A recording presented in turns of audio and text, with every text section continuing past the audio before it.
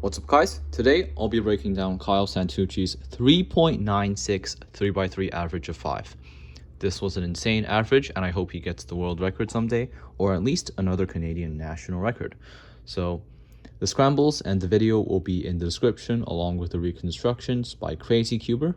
He did a very nice job on them, so credit to him. Anyways, first solve is actually a 4-move white cross and a 4-move yellow cross.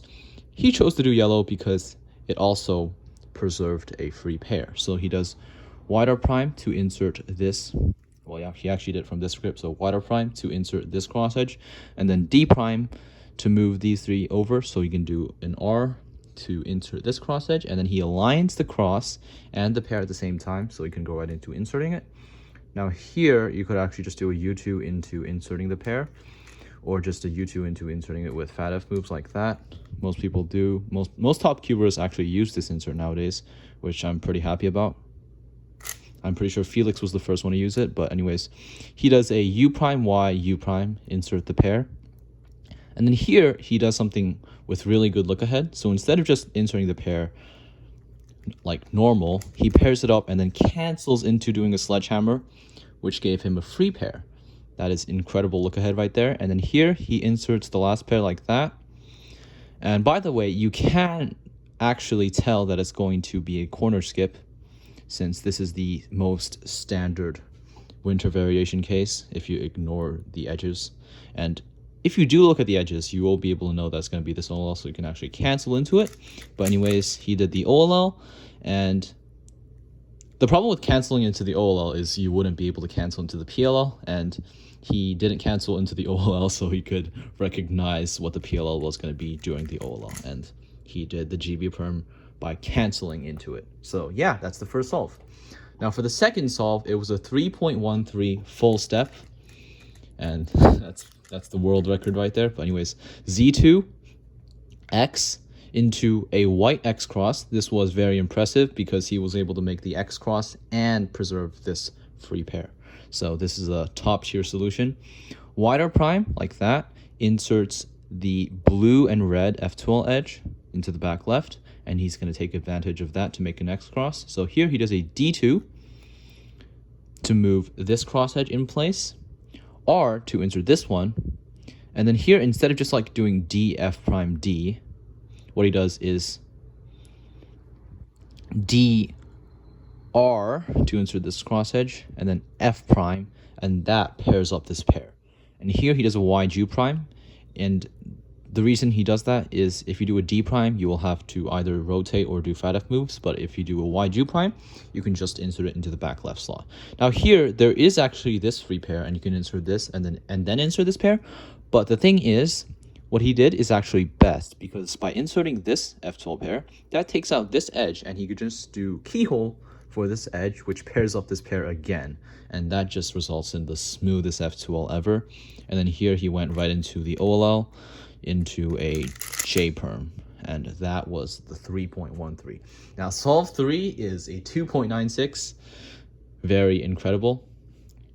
Oh yeah, by the way, for the last solve I mentioned, before doing the OLL, he did actually do a U prime U, which caused the solve to actually be 13.42 TPS, which is funny because if he didn't actually do that, then it wouldn't be 13.42 TPS, it would be 12.78. So yeah, by doing a U prime U, he made the TPS faster. But anyways, he did a U prime U into this pair, and then OLL, and then PLL. Now for the third solve, which was a 2.96, he was able to make another X cross. So in a way, it's an X cross, but I think Stewie would probably disagree and say that it's just canceling into the first pair. So he does a B prime like that to insert the cross edge. And then here, instead of just doing R L2, he cancels into this pair. So he pairs it up with R U R, and then inserts with U prime L. And here you can actually cancel into this pair, but instead what he did was a rotation into inserting it like normal, and here he's able to multi-slot. It's basically pseudo-slotting, so D2 U prime like that, and then he solves this pair like it's a normal pair, and then just doing a D2, and then doing the OLL, and then he did a really smooth recognition of the PLL skip. He kind of went right into it, so hats off to him. And yeah, if somebody else got that, it probably wouldn't have been that smooth and probably not a sub 3, but he was able to do it in sub 3 like it was nothing. So yeah, now for the fourth solve, it was a 526. He did a Z2 Y prime into white cross this time.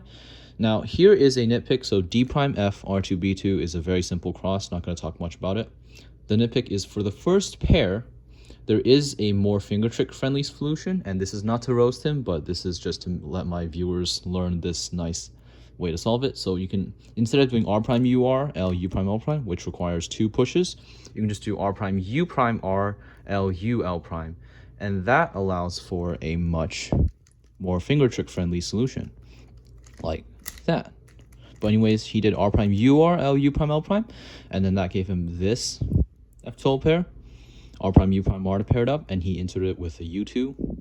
And then here, he could have not rotated by doing like this solution, like that, possibly, or like that.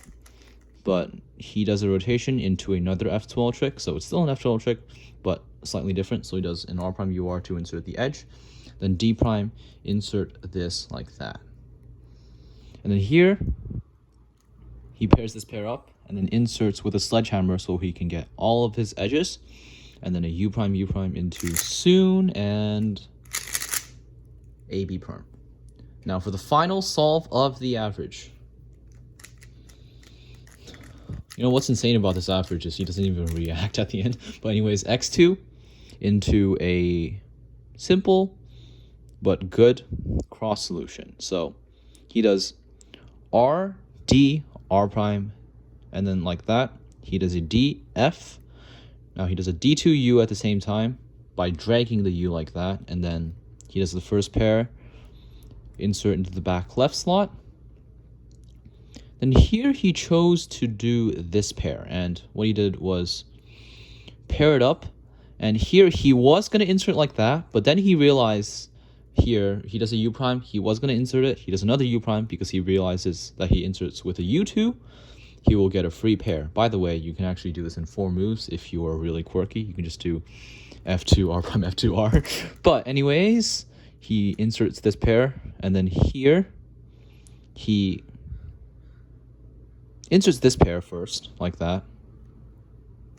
And then for this last pair, I respect the fact that he rotated it into the front left slot.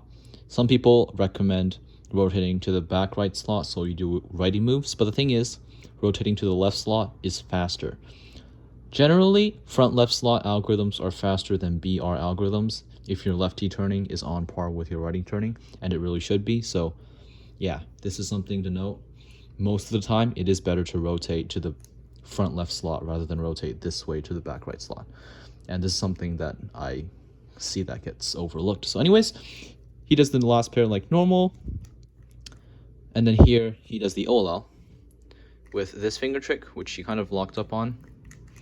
Here is my finger trick for it, if you are curious. It is basically the same, except here you do U like that with middle, F like that, drag the U prime, and I find this to be less lockup susceptible like this. Like, I find it to be more consistent, but that really is personal preference. I'm just showing it not because it's better, but because some people will like it more. Anyways, for the PLL, he does another J perm. And yes, that is it for the entire average. This was a crazy average, and he did a lot of X crosses. I think he did X crosses for the first 3 solves, yeah. Well, for 2 of the solves, but for the first solve, he basically multi-slotted into a very clean F12. I would almost think that he actually planned his entire F12 during the second solve, by the way, but the U prime U disproves it. But yeah, I'm really impressed. Kyle does have a lot of potential, and I really do hope he gets a world record, or at least another Canadian national record. And I hope he participates in Monkey League next year. Really excited. He can possibly beat the 10-year-old once and for all. But yeah, here we are with another sub 4 average, but this time on camera. Let me just fix the center cap. Okay, thanks for watching.